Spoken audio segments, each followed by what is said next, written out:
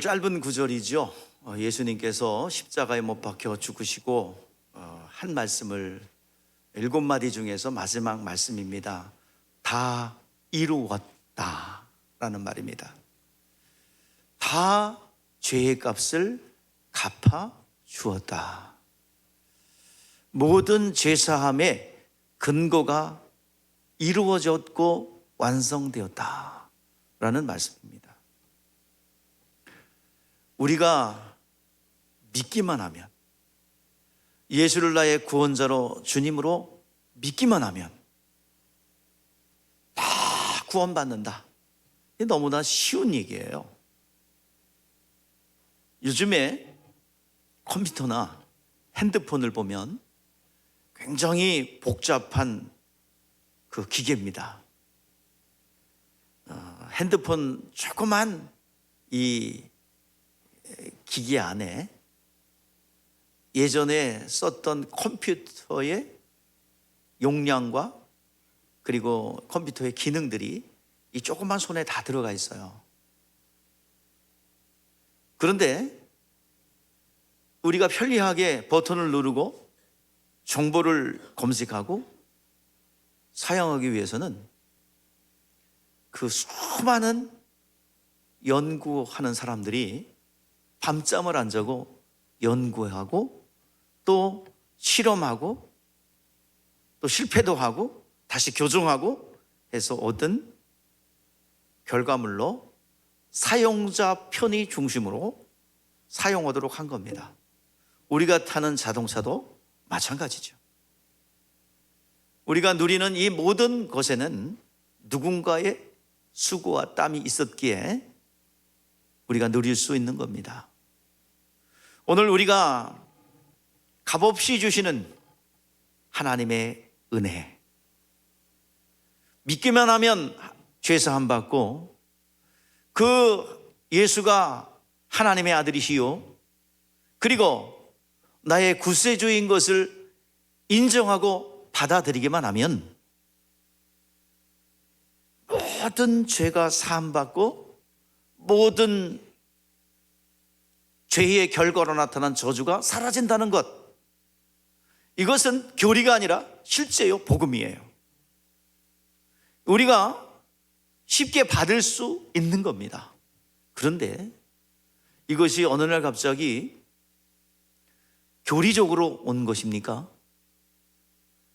누가 꾸며낸 이야기입니까? 아니죠. 우리가 값없이 주시는 하나님의 은혜를 소유하기까지 다 갚았다, 다 누렸다, 이제는 더 이상 죄값을 너희들이 받을 필요가 없다, 내가 다 갚아주었다, 이 선언을 하기까지 세상의 판사처럼 자기 수고 없이 그 주어진 권위를 가지고, 주어진 권세를 가지고 너 사함받는다 그랬다고 그래서 판사가 10원 한 장 손해보는 거 없어요. 자신의 권세를 가지고 그냥 방망이 땅땅땅 두들기면 그가 사함받았다는 겁니다. 또 모든 회사 사장님도 마찬가지예요.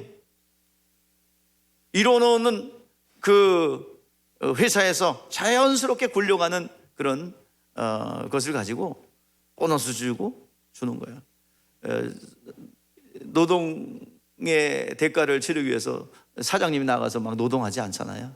그래서 대가 지불은 아니죠. 그 권한을 가지고 사인하면 그냥 되는 거예요. 그러나 우리 주님은 그렇게 하지 않았어요. 우리를 구원하기 위해서 그렇게 하지 않았어요. 친히 하나님의 뜻대로 순종하여 사람으로 오셨고, 그리고 인류의 모든 죄를 짊어지시고 또 저주까지 담당하셔서 가시면류관 쓰심으로 친히 그 일을 담당하셨습니다. 다 담당하시고 다 지불하시고 다 이뤘다 선언하셨습니다. 하나님의 일하심의 결과인 줄 믿습니다. 우리가 받은 구원의 은혜, 값없이 주시는 하나님의 은혜, 우리는 그냥 믿음으로 받지만 하나님께서 친히 사람으로 내려오셨고 하나님께서 일하신 하나님의 열심의 결과인 줄 믿습니다. 아버지께서 일하시니 나도 일하신다. 주님은 하늘 보좌에서 지금도 일하시고 계십니다. 아담아, 네가 어디 있느냐? 네가 왜 그렇게 두려운 자리에 있으며 저주의 자리에 있느냐? 아담아, 네가 어디 있느냐? 하나님을 떠난 아담을 부르시는 하나님의 부르심이 그때뿐만 아니라 지금도 지속되고 있답니다. 수많은 선지자들, 하나님의 사람들을 부르고 파송하여 하나님의 마음들을 전한답니다. 하나님께서는 모든 사람이 구원을 받으며 진리를 아는 데 이르기를 원한다고 했습니다. 그 아들이 그 마음을 담아 사람으로 이 땅에 내려오셨고, 사람들을 구원하기 위하여 그의 모든 30년 동안, 그의 공생애 동안에 그의 나사렛 삶을 사시면서 인류가 가진 고난과 질병과 저주까지 다 담당하셨고, 그것을 짊어지시고 가시면류관을 쓰심으로 인류 안에 드려진 저주를 다 담당하셨답니다. 가시는 피조물이 아니에요. 저주의 결과로, 죄의 결과로 나타난 저주물의 상징입니다. 오늘 가시면류관을 쓰심으로 여러분 가운데 있었던 모든 가난과 모든 저주들이 예수의 보혈의 피로 씻음받은 된 줄 믿습니다. 그걸 다 이뤘다는 얘기예요. 예수께서 채찍에 맞으심으로 예수께서 모든 질고를 담당하셨다고 그랬습니다. 모든 질병을 담당하셨다고 그랬습니다.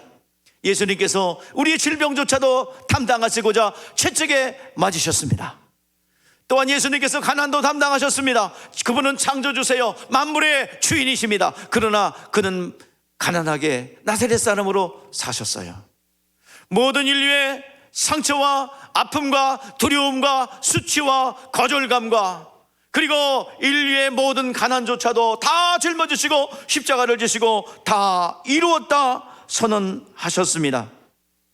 오늘 이 시간 하나님의 열심, 인간들을 구원하기 위하여 잃어버린 아담을 찾기 위하여 찾으시는 아담아 어디 있느냐 부르시는 하나님의 열심의 결과로, 우리는 하나님의 일하심의 결과로 우리는 그 믿음으로 공짜로 거저로 우리는 구원의 은총을 받게 되며 모든 저주조차도 물러갈 줄 믿습니다. 오늘 이 시간 그 은혜에 우리는 중심에 있습니다. 오늘 우리가 2023년도 신년 예배를 통하여 누가 나를 위해서 가며 나의 마음을 이 어두운 세상 속에서 누구를 보낼꼬, 누가 나를 대신해서 나의 마음을 전할꼬. 오늘 시간 이사야가 답합니다. 주여, 주여, 내가 여기 있습니다. 나를 보내소서. 우리 그 부름에 응답하는 이사야의 영성이 여러분 가운데 있기를 바랍니다. 자, 우리 따라하세요. 동의하시면 따라하세요. 주여, 내가 여기 있습니다. 나를 보내소서. 오늘 이 시간 하나님은 사람을 찾는답니다. 그 수많은 60억의 인구가 있는데도 불구하고 왜 사람을 찾을까요? 주님의 음성을 듣는 자를 찾는답니다. 주님의 음성을, 주님의 마음을 전할 자를 찾고 있다고 말씀하고 있습니다. 모든 것을 이루어 놓은 그 사실을, 모든 인류가 죄사함 받았고 두 번째 아담으로 오셔서 아담의 죄를 다 대속해 주신 그 구원의 은총을 받아들일 자를 찾고 계십니다. 오늘 여러분들 구원의 은총이 이미 이루어졌습니다. 그것을 여러분의 마음에 담아 2023년도에는 정말 하나님의 마음에 합한 자로서 하나님이 부르시고 보내시는 곳마다 들어가 하나님의 마음을 전달할 수 있는 그런 귀한 은혜가 있기를 주의 이름으로 축복합니다. 우리가 구원받은 거 열매입니다. 하나의 과실이에요. 하나의 과실을 얻기 위하여 우리는 그 과실에 담겨진 스토리가 있지 않습니까? 오늘 여러분들 신년 새해에 과일의 스토리, 과일이 하나 우리 가운데 들어올 때까지의 스토리가 있습니다. 그 열매를 얻기 위하여 수고와 땀을 흘린 그 과수직이, 농부의 수고와 땀, 밥 한 그릇 여러분 먹으면서 그 밥 한 그릇이 나에게 들어오기까지의 러브 스토리가 있습니다. 뜨거운 태양볕을 이겨냈습니다. 비바람과 폭풍을 극복해야 했습니다. 또한 거기서 머물러 있지 않고 쉼없이 뿌리로부터 진액과 수분을 빨아들여야 합니다. 그 수고와 땀도 있어야 합니다.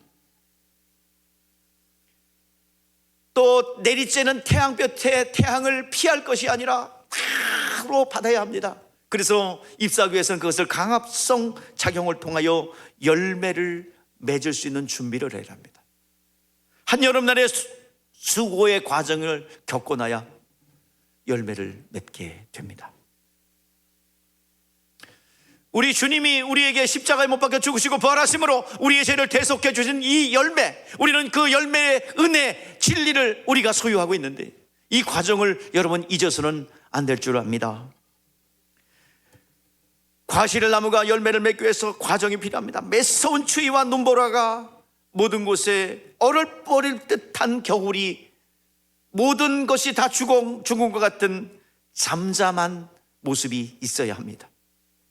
따뜻하고 온화한 봄바람과 안개와 같은 감미로운 비를, 이슬비와 같은 온화한 비를 흡족히 받아야 될 때도 있습니다.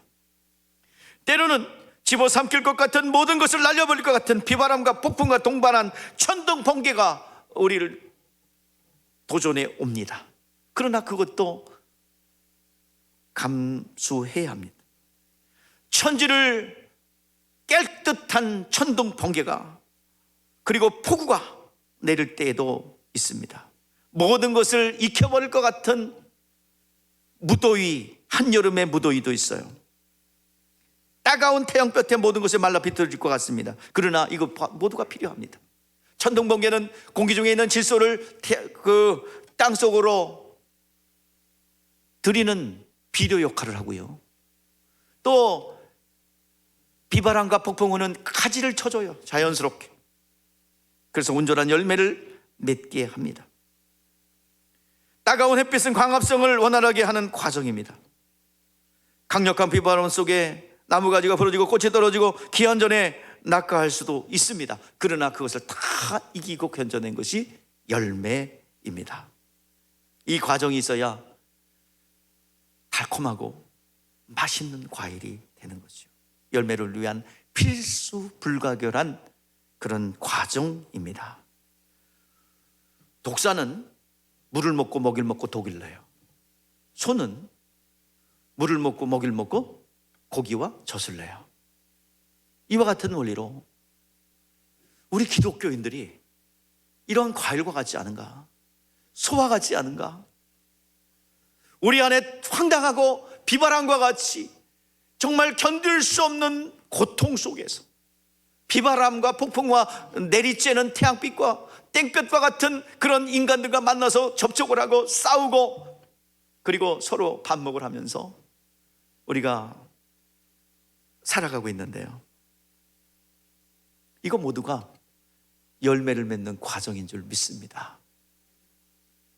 기독교인들은요, 이 모든 것을 생명으로 바꿀 수 있는 능력이 있습니다. 우리에게는 뭐가 있어요? 예수 이름이 있습니다. 생명이 있습니다. 물 먹고 음식을 먹고 독을 내는 독사가 아니라 우리는 하나님의 생명을 가진 것입니다. 모든 것을, 이거 로마서에서 뭐라고 그래요? 모든 것이 합력하여 선을 이루느니라. 비바람과 폭풍우 그리고 모든 우리 가운데 들여진 어려움들을 우리는 예수의 이름으로 모두가 받아들여서 바다 같은 영성으로 희석시켜 이것을 생명으로 바꾸는 놀라운 재능들이 우리 가운데 있습니다. 이것이 하나님의 창조의 능력이요, 우리가 사망을 생명으로 바꾸는 능력인 줄 믿습니다. 오늘 여러분들 위기가 옵니까? 도전이 옵니까? 우리 기독교인들은 기회입니다. 왜 대답이 순찮으십니까? 2023년도 우리 안 좋은 일이 없을 수 없어요. 태양만 내리쬐면 그 땅은 사막이 됩니다. 비바람도 치고 폭풍우도 쳐야 합니다. 그러나 우리는 걱정이 없어요. 우리에게는 예수의 이름이 있습니다. 하나님의 언약의 말씀이 있습니다. 우리의 모든 것을 협력하여 선을 이룰 수 있는 하나님의 언약의 말씀이 있답니다. 이 모든 것을 하나님의 손길이 이 땅에 머물게 되고 우리의 삶에 머물게 되는 도구가 될 줄 믿습니다. 이스라엘 앞에 홍해바다가 가로막혔습니다. 뒤에는 하나님 바로의 군대가 추격합니다. 앞으로도 갈 수 없어요. 홍해바다가 가로막혀 있습니다. 뒤로도 갈 수 없습니다. 이 위기 속에서 백성들이 아우성칩니다. 애굽에 매장지가 없어. 당신이 우리를 이끌어내어 우리를 이같이 하느냐, 여기다가 묻으려고 하느냐. 그때 모세가 부르짖습니다. 하나님 도와주세요. 너 왜 내한테 부르짖냐? 너 지금 뭐 들고 있어? 예, 지팡이 들고 있습니다. 뻗어서 이 바다를 육지로 만들어버려. 오늘 여러분들에게 말씀하고 있는 것입니다. 왜 걱정하고 근심하느냐? 왜 두려워하느냐? 오늘 우리에게는 지팡이와 같은 예수의 이름이 있지 않습니까? 기도할 수 있지 않습니까? 우리에게는 하나님의 언약의 말씀이 있지 않습니까? 모든 것을 협력하여 선을 이루시는 하나님의 능력이 있지 않습니까? 그 능력을 가지고 지팡이를 뻗듯이 오늘도 예수의 이름으로 선포하십시오. 하나님의 자녀의 권세를 가지고 이 땅을 향하여 선포하십시오. 홍해바다가 갈라질 줄 믿습니다. 우리를 추적하던 바로의 군대가 수장될 줄 믿습니다. 신년새에 하나님의 놀라우신 역사가 우리 가운데 임하게 될 줄 믿습니다. 하나님의 말씀에 순종하여 인간의 힘으로는 도저히 살아갈 수 없는 광야로 이스라엘 백성 들어갔어요. 광야로 들어가라. 상식적으로 광야로 들어가면 살아남을 자가 없어요. 은금이 쓴들 거기서 뭘 사 먹겠어요? 오직 하나님의 도우심만이 살아날 수 있는 생명입니다. 말씀에 순종해 들어갔어요. 죽어야 됩니다. 숫자가 줄어야 됩니다. 그런데 광야로 들어갔더니 하나님께서 반석에 물을 내셨네요. 저녁 때만 아침마다 만나가 내리네요. 고기를 먹고 싶다고 했더니 메추라기가 와서 쌓입니다. 의복이 헤어지지 않습니다. 신발이 헤어지지 않습니다. 그뿐만 아닙니다. 밤에는 추워요. 불기둥이 그들을 보호합니다. 여름엔 무더위가 내리쬐니다. 구름기둥이 그들을 덮어줍니다. 오늘 이 시간 구름기둥과 불기둥이 그들을 보호합니다. 그리고 광야의 여정 40년을 지내고 그 숫자를 세어보니 숫자가 60만이 여호수아와 갈렙을 제외한 60만이 죽었는데 60만이 또 태어나요. 이것은 하나님의 역사입니다. 오늘 하나님의 말씀에 순종하여 광야로 들어갔더니 하나님이 책임지더라 이 말입니다. 우리는 이 시간이 광야 교회라고 표현하고 있어요. 오늘 교회 생활 여러분 이렇게 비합리적이고 비논리적이고 비효율적인 것이 교회 생활 아닙니까? 한마디로 얘기해서 경제적으로만 생각해 보면 그래요. 시커나서 야단 맞고 돈 내는 거잖아요. 비효율적이죠.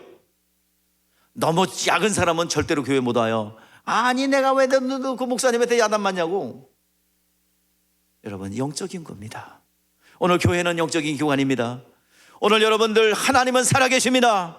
우리는 하나님 안에 있어야 살기에 말씀 안에 거하는 것입니다. 오늘 찬양 있지 않았습니까? 나의 안에 거하라 나는 내 하나님이니.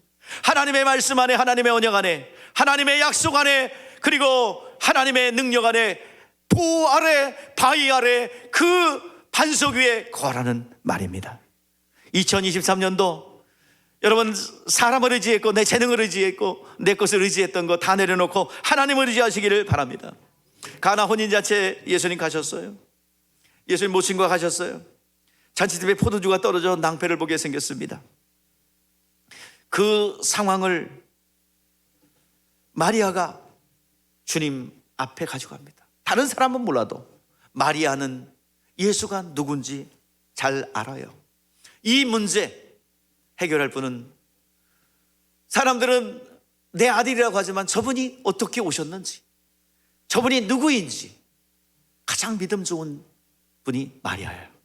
이 문제를 해결할 분은 예수님밖에 없다. 예수에게 이 문제 가져갑니다. 그때 예수님께서 나와 상관이 없다는 거예요. 내 때가 아직 이르지 않았다. 왜 내 때가 이르지 않아요? 하나님의 창조주인데. 왜냐하면 이 혼인잔치에 예수님은 손님이에요. 게스트예요. 하나님의 일을 나타낼 수가 없어요. 그때 마리아는 금세 눈치가 빨라서 종들을 준비합니다. 종들에게 명령합니다. 무슨 말씀하시든지 그대로 하라. 우리 따라해 보시죠. 하나님의 역사가 여러분 가운데 일어나는 비결입니다. 무슨 말씀하시든지 그대로 하라. 종이 준비되어야 됩니다. 종이 준비되어 예수님이 주인으로 여러분의 인생 가운데, 그리고 여러분의 가정 가운데 주인으로 계실 때 하나님은 일하십니다.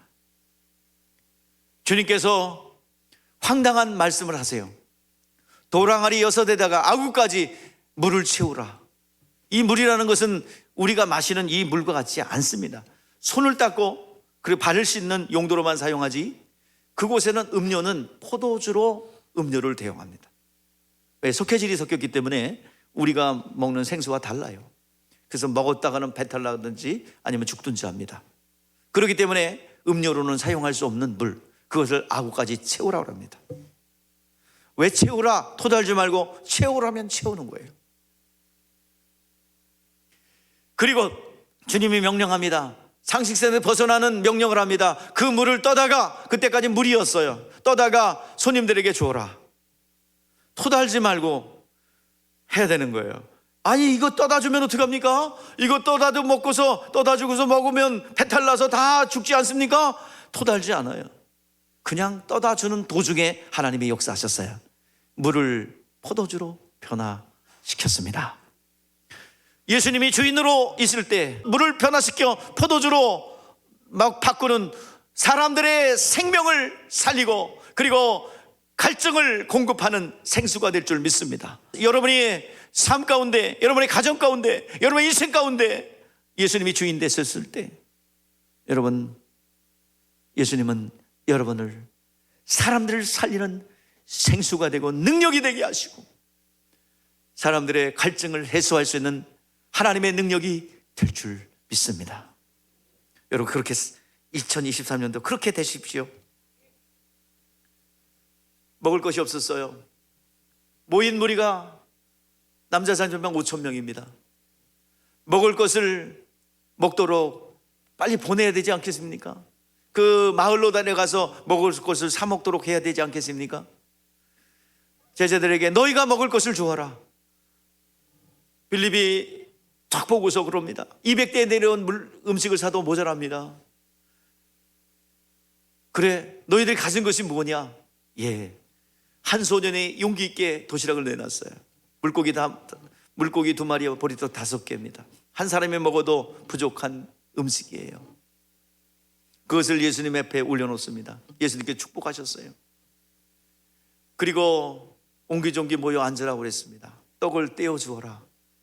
그런데 거기에 모인 무리 5,000명, 남자 장병만 5,000명이니까 실제적인 숫자는 약 3만 명, 4명은 될 정도예요. 그 사람들이 다 먹고 마르지 않는 떡이 되었어요. 그리고 남아서 거둔 양이 12광줄이라고 합니다. 여러분, 그렇습니다. 어떤 문제든지 합력하여 선을 이룬다고 했는데, 이것은 교리적인 이야기가 아니라 주님의 손 앞에 올려놓을 때 우병이어의 역사가 일어나게 될 줄 믿습니다. 여러분들이 어떤 문제가 놓여 있습니까? 그동안 내 힘으로 해결하려고 발버둥 쳤던 문제들이 무엇이 있습니까? 그것이 관계의 문제든, 또는 그것이 물질의 문제든, 또 질병의 문제든, 내가 넘을 수 없는 어떤 것이든 관계없습니다. 주님 손 앞에 올려놓을 때에, 내 모습 이대로 나를 주님 앞에 올려놓을 때 하나님께서 여러분 만지시고 역사해 주실 줄 믿습니다. 하나님은 우리의 창조주십니다. 그것을 보여주시기 위하여 수많은 창조주의 이적을 우리에게 보여주셨습니다. 예수님은 창조주십니다. 그는 죄가 없으신 하나님의 아들이십니다. 그가 죄 있는 분처럼 십자가에 못 박혀 죽으심은 우리의 죄를 대속하기 위하여, 그리고 하나님의 열심의 수고와 땀을 아끼지 아니하시고 모든 마지막 남은 피와 물까지 다 쏟아 부어 주셨습니다. 그리고 다 이루었다 선언하셨습니다.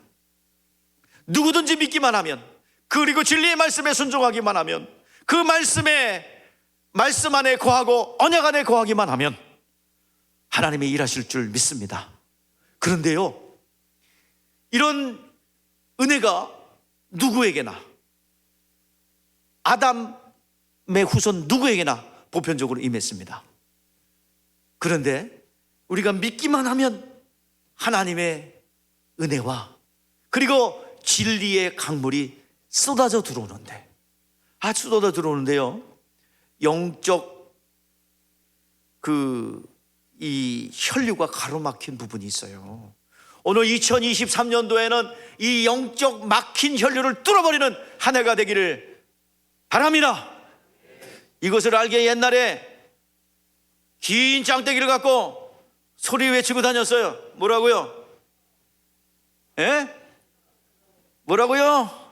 뚫어. 뭘 뚫어요? 막힌 굴뚝을 뚫어.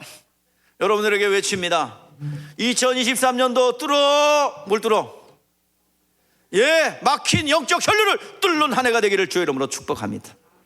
우리 따라 외치십시다. 뚫어. 예, 뭘 뚫어요? 예, 오늘 그 2023년도에 새로운 기름 부음과 새로운 은혜가 막혔던 혈류가 형통하게 되는 역사가 있기를 바랍니다. 성경에서는 이 뚫어를 뭐라고 그랬냐? 사랑하는 자여, 내 영혼이 잘된 것 같이 범사가 잘되고 강건하기를 원하노라. 아멘. 이게 바로 뚫어예요. 요한 3서 2절 뚫어. 막혀진 모든 것이 열려지고 하늘문이 열려지는 놀라운 역사가 있기를 바랍니다. 그러기 위해서는 이 막힌 것이 무엇이냐? 오늘 네 가지 얘기하려고 그래요. 첫 번째, 나를 극복해야 합니다. 나. 여러분 보면 얘기 대화 나도 보면 나의 철학이 있어요. 내가 설정해 놓은 내 철학이 있어요. 나의 의견이 있고요. 내가 좋아하는 어떤 기호가 있어요. 내가 좋아하는 기호가 아니면 싫다는 거지요. 거부한다는 거지요. 내 스스로 정해놓은 한계가 있습니다. 하나님과 상관없는 나의 도덕적 가치와 가치관이 이미 설정해 놓고 그것을 기준으로 평가를 합니다. 오늘 여러분들에게 간곡하게 부탁한 것은 하나님의 말씀과 상관없고 하나님의 뜻과 상관없는 나의 설정해 놓은 그 막혀진 나를 제거할 수 있기를 주의 이름으로 축복합니다.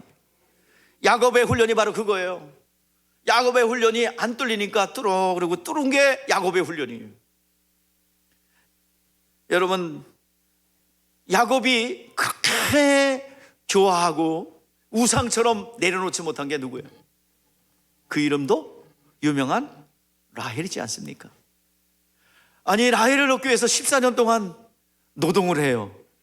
어찌 보면은 세상의 가치관과 기준으로 본다면 아름다운 러브스토리, 14년의 기다림의 끝에 성공한 러브스토리 이야기 같지만 하나님의 입장에서 보면은 아주 고집불통, 하나님의 사명을, 그래서 뭐 러브스토리 그런 거 갖지 말라는 게 아니에요. 우선순위가 거기 있으면 안 된다 이 말입니다. 하나님의 사명이 있잖아요. 이스라엘이라는 이름을 받았잖아요. 그런데 나이를 내려놓지 못하는 거예요. 나이를 내려놓지 못하고 14년을, 또 재물을 얻기 위해서 6년을 외삼촌 집에서 세월을 보냅니다. 하나님께서 라헬을 데려가 버려요. 여러분들에게 간곡하게 다시 한번 부탁합니다. 여러분들이 제일 아끼는 게 뭐예요? 아들입니까? 물질입니까? 남편, 아내입니까? 그게 바로 자녀를 망치는 길이고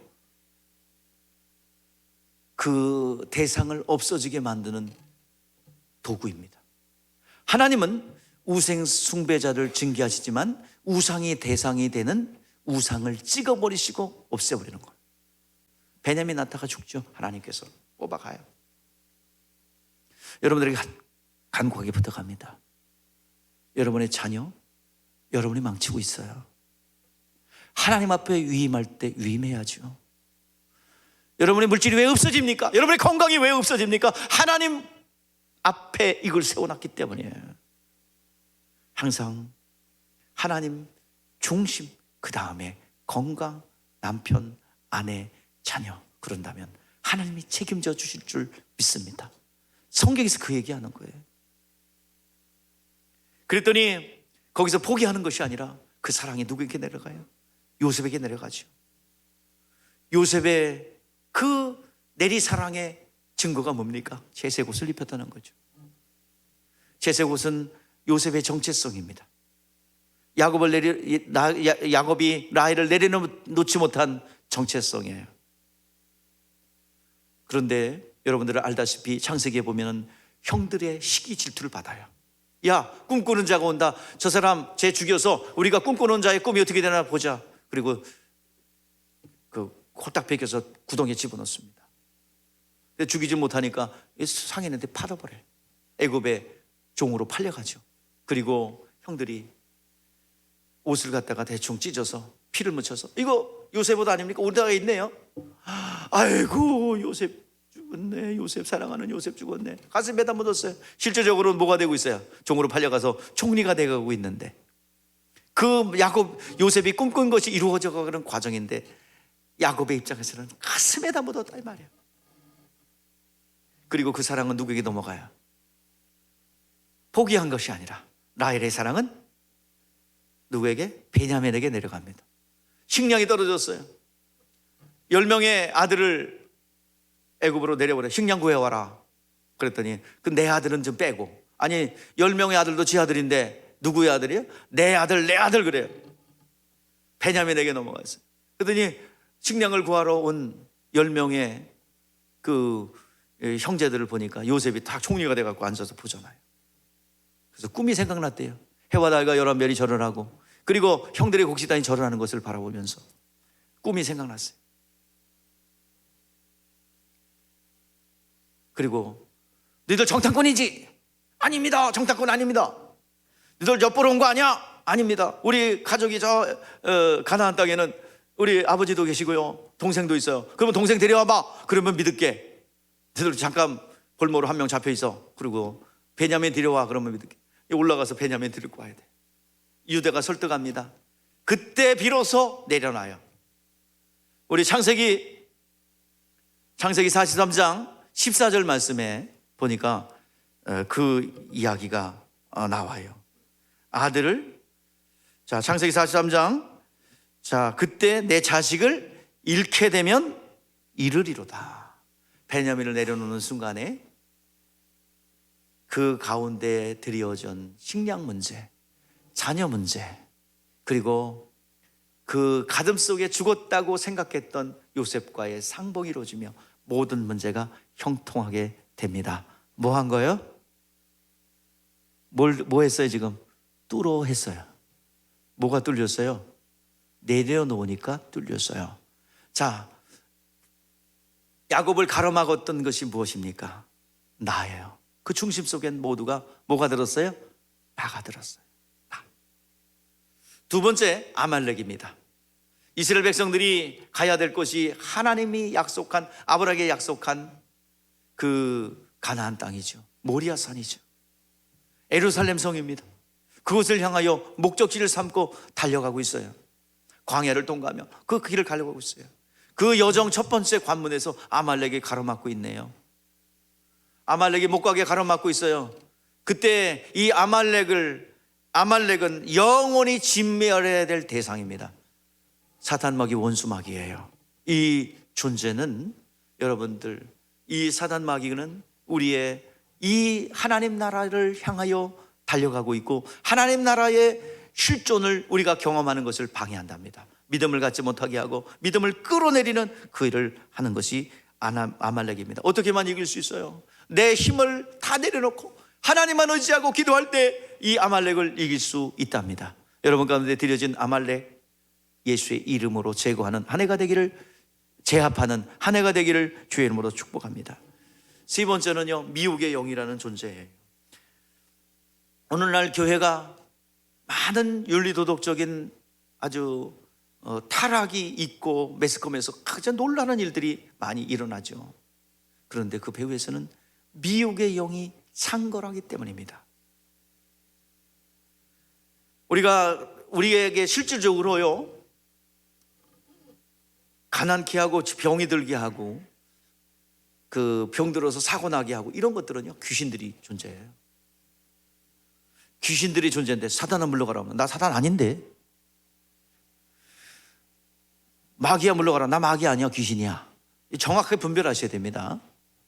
사탄 마귀는 단수입니다. 항상 하나예요. 근데 거기서 일하는 존재들, 적그리스도의 영, 거짓 선지자의 영, 그 다음에 이단의 영, 이 세 가지가 삼일체가 되고 막 움직여요. 그 밑에서 역사하는 것들이 귀신들이야. 우리가 실질적으로 우리의 삶 가운데 우리 안에 들어와서 거하며 우리를 이간하고, 그래서 이 귀신이 역사하잖아요. 그러면 아주 미혹의 영과 더불어서 막 역사하는데요, 그러면 큰 아버지가 자녀를 죽이고 또 자녀가 아들을 죽이고 서로 간에 이간이 이루어지고요, 미움과 막 시기 질투가 막 일어나서 서로 싸우고 분쟁합니다. 아니, 아버지와 아들이 왜 그런 관계입니까? 아버지와 어머니와 딸이 왜 그런 관계입니까? 정말 도덕적으로 윤리적으로 일어날 수 없는 일들이 벌어지는 거예요. 이게 배후에서 역사하는 영들이에요. 오늘 2023년도 그런 영적인 존재들이 우리 가정에서 역사하지 못하도록, 나의 일생 가운데 역사하지 못하도록 우리는 무장해야 될 줄 믿습니다. 이미 이 귀신들이 활동하기 위해서는요, 미혹의 영들이 역사를 해, 생각을 불어넣어요. 근데 그 미혹의 영은요, 우리가 이미 오염되어 있는, 예수 믿기 전이나 예수 믿은 이후에 오염된 영적 존재들이에요. 이것은 사탄이 아닙니다. 미혹의 영은 사탄이 아니라 하나님이 부리시는 악신이라고 그러죠. 자, 사울이 왕입니다. 왕에게는 하나님의 기름 부음이 있어요. 수많은 하나님의 권능들이 있습니다. 근데 그것이 이제 하나님의 말씀에 거역함으로 그 천사들이 우리를 도와주는 천사도 있지만, 공무원 중에서는 우리를 도와주는 공무원도 있죠. 우리를 이롭게 하는 공무원도 있죠. 복지사 같은 분들 우리를 얼마나 도와줘요. 그런데 이 법을 어겼을 때 어떻게 딱지를 끊고 이렇게 징계를 하는 경찰도 있고, 공무원 중에는 검찰도 있고, 또 공무원 중에는 주차 단속하는 공무원도 있죠. 정말 밉죠, 그죠? 그러나 그런 그 분들이 필요해요, 안 해요? 하죠. 그것처럼 천사들 중에서는 우리가 하나님 앞에 범죄했을 때 지옥 보내는 게 아니에요. 지옥 보내는 건 사탄이 지옥 끌고 가는 거고요, 우리가 하나님 앞에 더 이상 쓰임받지 못하도록 하는 것이 징계입니다. 이제 그렇게 하는 공무원이 있어요. 자, 사울의 여기에 역사했던 영이 뭐예요? 미혹의 영이에요. 그것 때문에 멸망했어요. 자, 우리 사무엘서 16장 14절 16절에 보면은 저기서 보이는 게 뭐예요? 자, 15절에 사울의 신하들이 그에게 이르되, 보소서 하나님께서 부리시는 악령이 왕을 번뇌케 했다. 누가 부려요? 하나님이 부리는 악한 영이 번뇌케 하였은즉, 이건 귀신 사탄이 아닙니다. 이건 미혹의 영이에요. 하나님이 징계하기 위해서 쓰신 우리를 징계하는 공무원과 같은 존재입니다. 이것은 상급의 문제예요. 구원의 문제가 아니라 상을 받지 못하게 하는 거예요. 하나님 앞에 더 이상 쓰임받지 못하게 하는 거예요. 왜? 사울이 왜 그런 악한 영에 붙잡혔어요? 하나님의 말씀에 거역하여 내가 사울을 버렸다 하는 순간에, 하나님의 보호의 우산이 쫙 걷어지는 순간에 그 악한 영들이, 미혹된 영들이 확 들어와서 점령하는 거예요. 그래서 이 악한 영의 역사가 있으니까 얼마나 비정상적인 생활을 합니까? 그리고 찬송을 듣고 화난다, 시기 질투가 났어요. 그때 확 들어와서 사로잡아요. 자, 그러면서 그가 잘못된 줄 알아요. 근데 못 빠져나와. 다윗이 사울을 위해서 악기를 탈 때 창으로 던져요. 방에 쫙 박혀요. 다윗이 피하죠. 요나단도 다윗을 두둔한다고 창을 던져서 죽이려고 그래요. 자기 아들을 죽이려고 그러는 게 정상입니까? 자기의 충성된 신하를 죽이려고 하는 게 정상입니까? 미혹의 영에 붙잡으니까 왕의 역할을 감당하지 않고 이 분을 못 이겨서 20년 동안 누굴 따라다녀요? 다윗 죽이려고 따라다녀요. 왕의 역할을 감당해야 되는데 그 역할을 감당하려고 분을 이기지 못해요. 그러나 다윗이 2번이나 죽일 기회가 있었는데 살려줍니다. 그때 가슴을 치면서, 다윗아, 내 아들아, 네가 나를 선대하였구나. 그때는 진심이야. 그런데 또 죽이려고 따라다녀. 이게 미혹입니다. 나오고 싶은데 안 나는. 그래서 여러분 어제도 말씀드렸지만 그 죽을 줄 알면서도 그냥 얼굴이 산노라져 개놀이가 됐는데도 술을 못 끊어. 감춰놓고 그냥 술을 마셔요. 조금 있어 죽는 분이. 질병에 걸림에도 불구하고 거기서 빠져나오지 못하는 거예요. 죽는 줄 알면서도 그 죄악 가운데 나오지 못합니다. 사단의 부하들은 귀신이고 미혹의 영은 하나님이 부리시는 악신이에요. 징계하는 겁니다. 상급을 받지 못하게 거기서 끝까지. 그래서 아나니아 삽비라가 바로 그런 경우입니다. 사단은 불신장으로 하나님을 대적하는 자요, 그 불순종으로 역사하는 영들이 사단이라고 한다면, 미혹의 영은 우리를 상급을 받지 못하게 이렇게 징계 가운데 거하는 거예요. 오늘 여러분들 미혹의 영을 이해하는 한 해가 되기를 원합니다. 영적인 이 문제가 해결돼야 여러분 영적인 혈류가 열리게 됩니다. 아합 왕이 죽었는데 영적인 세계 얘기하잖아요. 자, 아합에게 선지자들이 물어요. 선지자들에게 물어요. 우리 전쟁에 우리 아합과 여호사밧이 연합군으로 저 아람 군대를 치러 가는데 이길까요, 살까요? 승리할까요, 말까요? 선지자에게 물어요. 하나님이 손에 붙였으니 가라. 그런데 미가야 선지자가 이 영적 사실을 그들에게 가르쳐 줍니다. 하늘에서 이런 일이 있었답니다. 누가 아합을 징계하여 죽게 할꼬? 예, 제가 거짓말하는 영이 되어 선지자의 입술에 거짓말하는 영을 부어서 거짓말을 하겠습니다. 그러니까 물어요. 이게 미혹의 영이에요. 가서 너 전쟁에 이길 거냐 질 거냐, 이 아합을 징계해야 되는데 사실이 아니라 거짓말로 이길 거야. 근데 실질적으로 변장을 하고 갔는데 화살 맞아 죽어요. 이게 바로 미혹이라는 거예요. 영적인 세계에 이런 일이 일어났다라는 사실을 우리에게 보여주고 있는 것입니다. 여러분들 성경을 자세히 보세요. 열왕기상 22장 20절에서 22절에 말씀하고 있습니다. 열왕기상 22장 20절 22절. 자, 우리 한번 읽어보죠. 시작. 여호와께서 말씀하시기를 누가 아합을 깨어 그를 길앗 라못에 가서 죽게 할꼬 하시니 하나는 이렇게 하였다 하겠고 또 하나는 저렇게 하겠다 하였는데 한 영이 나와 여호와 앞에 서서 말하되 내가 그를 꾀겠나이다. 여호와께서 그에게 이르시되 어떻게 하겠느냐 이르시되 내가 나가서 거짓말하는 영이 되어 그 모든 선지자의 입에 있겠나이다. 여호와께서 이르시되 나는 꾀겠고 또 이루리라. 나가서 그리하라 하였은즉. 누가? 이게 하나님과 하나님의 부리시는 악신과의 대화예요. 오늘 여러분들 이러한 영적 존재들이, 그러니까 사탄 마귀는 우리를 파괴하는 자예요. 귀신은 뭐야? 우리의 병을 가져다 주고 우리 사고나게 만들고 우리를 안 되게 하는 거예요. 그러나 미혹의 영은 뭐야? 우리의 상급을 빼앗아가는 존재입니다. 그래서 교회 안에 훌륭하게 장로님의 역할을 감당하고 또 우리 목회자를 잘하다가 막 천인공노할 일들이 벌어지죠. 이거 다 미혹의 영입니다. 상급을 빼앗는 거예요. 그렇다고 해서 지옥 가지는 않습니다. 지옥 가는 문제, 천국 가는 문제는 믿느냐 믿지 않느냐가 결정되고요, 믿으면 천국이요 믿지 않으면 지옥이에요. 그러나 도덕적인 타락, 교회에서 일어나는 천인공노할, 그리고 사람 간의 정상적인 관계가 아니라 정말 안 일어나야 될 일들 있잖아요. 부모가 막 밀어가 죽이고 그 아이가 막 화난다고 아이를 막 그냥 죽이는 부모도 있잖아요. 이건 도저히 있을 수 없는 겁니다.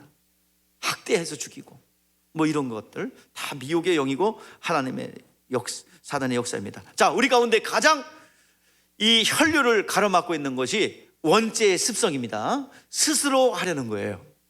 스스로 하려는 거. 스스로 하는 원죄의 습성이 있기에 죄의 소원이 있어요. 그 죄의 소원은 마음속에 드는, 살인 있기 전에 뭐가 있어요? 미움이 있어요. 간음이 있기 전에 뭐가 있어요? 음욕이 있어요. 도둑질이 있기 전에 뭐가 있어요? 탐심이 있어요. 그 마음의 것을 행동으로 옮기는 게 자범죄입니다. 근데 마음의 죄는 법에서 처벌 못 받죠. 근데 예수님께서 마음의 죄와 그 행동으로 옮긴 거 동일하게 봅니다. 오늘 여러분들 세 가지 죄가 있어요. 첫 번째 원죄예요. 지옥 갑니다. 이것 때문에. 두 번째는 제 스스로 하는 원죄의 습성 때문에 나타난 것이 뭐예요? 성품의 죄입니다. 세 번째가 뭐예요? 예? 세 번째, 품성의 죄예요. 행동으로 옮겼던. 자, 요 세 가지가 있는데요. 우리가 우리 안에 이렇게 인격적으로 이 자리에 나와 있지만 우리 안에는 뭐가 다 내재되어 있습니까? 원죄의 습성이 여기에 다 내재되어 있어요. 원죄 습성이 뭐야? 스스로 하려는 겁니다.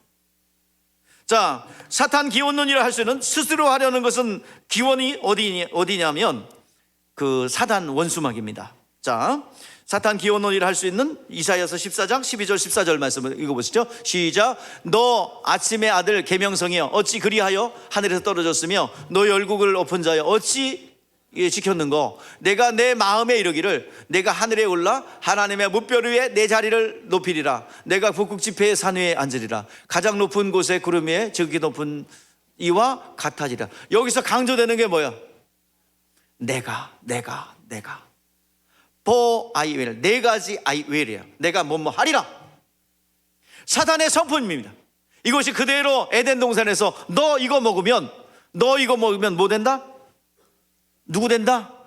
하나님 된다. 너 스스로 살 수 있는 거야 라고 유혹합니다. 그것을 듣고 나니 먹음직도 않고 보암직도 않고 지혜롭게 할 만큼 탐스럽다고 그랬어요. 에스겔서 28장 두로왕의 이야기를 통하여 사탄의 성품에 대해서, 사탄의 성품은 교만입니다. 스스로 하는, 하나님 없이 하려는 거 교만이에요. 이것이 사탄의 성품입니다. 너무나 완벽해요. 보석의 존재 이유도, 악기의 존재 이유도, 그리고 그 모든 것들이 완벽하여 네가 교만해졌도다. 교만해졌더라. 우리 안에는 이런 사단의 성품들이 스스로 살려는 원죄 습성들이 들어와 있어요. 우리의 조상 아담이 심어놨어요. 원수가 심어놨어요. 바벨탑 사건 그거 아닙니까?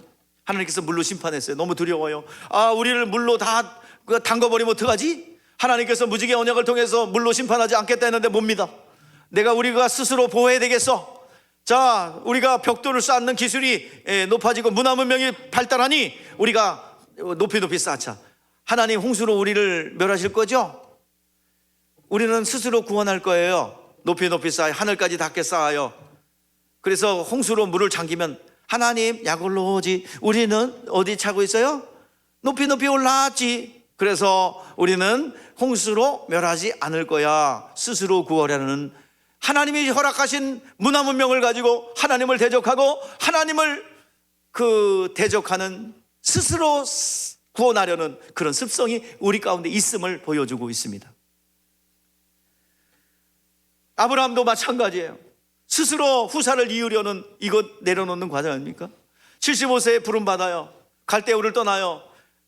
내가 너로 큰 민족을 이루겠다. 그 말씀 붙잡으면 되는데, 아이고 내가 75세니까 옵션으로 누구 데리고 나가? 롯도 데리고 나가. 본토 친척 아비집을 떠나는데 본토는 떠났는데 친척 아비집을 못 떠나요. 그래서 롯을 데리고 나와요. 결국에는 분가를 하게 되죠. 그러니까 또 옵션으로 아브라함을 누굴 붙잡아요? 엘리에셀이나 엘리야스를 통해서 그 당시의 사회적 통념으로 자신의 가장 아끼는 종을 통하여 이 일들을 감당하게 되는데, 엘리에셀이나 좀 건강해지면 좋겠습니다. 그러다가 그것도 아니라고 말씀하세요. 그러니까 이제 누굴 붙잡아요? 이제는 하가를 통해서 이스마엘을 붙잡아요. 결국에 하나님의 방법, 하나님의 때에 이삭을 주십니다. 99세 100세에 이삭을 얻게 되죠. 오늘 여러분들 이 내려놓는 과정, 이제야 네가 나를 사랑하는 줄 알겠노라. 독자 이삭까지도 아끼지 않고 드렸은 즉 이제 네가 나를 사랑하는 줄 알겠노라 했던 아브라함의 합격 통지서가 받게 되죠. 나를 내려놓는 과정입니다. 야곱도 마찬가지. 오늘 여러분들 원수마귀의 화전은 믿음의 방패로, 말씀으로 막아야 될 줄 믿습니다. 여러분 네 가지 얘기했어요. 여러분들의 뚫어 네 가지 뭐 얘기했어요? 첫 번째 그 다음에 뭐요? 아말렉. 세 번째 뭐요? 미혹의 영. 네 번째 뭐요? 원죄의 습성, 스스로 하려는 거예요. 히스기야라는 왕이 있습니다. 25살에 왕이 됐어요. 얼마나 훌륭한지. 역대 왕들이 하지 못하는 산당을 제거하고요. 그 당시 700년 동안 섬기고 있던 누수단, 노뱀 이거 섬기고 있었는데 다 없애버렸어요. 성전을 재건합니다. 깨끗하게 정결하게 합니다. 자, 그 얼마나 훌륭한 일을 했는지 하나님이 얼마나 기뻐하세요. 그런데 어메, 이런 좋은 일이 생겨야 되는데 아수르가 쳐들어온다네요. 아수르가 쳐들어오는데 하나님을 의지하는 것이 아니라 자주국방, 그 다음에 외교, 이 두 가지 노선을 갔습니다. 야, 아수르가 쳐들어와서 예루살렘 성을 에워싸면 우리는 어떻게 해야 되느냐? 우물을 파진 거야. 근데 우물이 밖에 있거든요. 그래서 터널을 뚫어요. 터널을, 이쪽 터널에서 이쪽 터널을 뚫는데 정말 그냥 신비합니다. 딱 30cm가 차이가 나게 만들어요. 기울기가 30cm요. 양쪽에서 파고 들어갔어요. 그러면 이 공성전을 벌이면, 전쟁을 하잖아요. 그러면 그 당시에 유능한 사람들이 다 그 왕의 그 책사로 다 불려가요. 그 중에 하나가, 직관들도 가지만 수맥 보는 사람도 들어갑니다. 수맥, 그 당시에 최고의 수맥 전문가들이 왕 옆으로 딱 가요.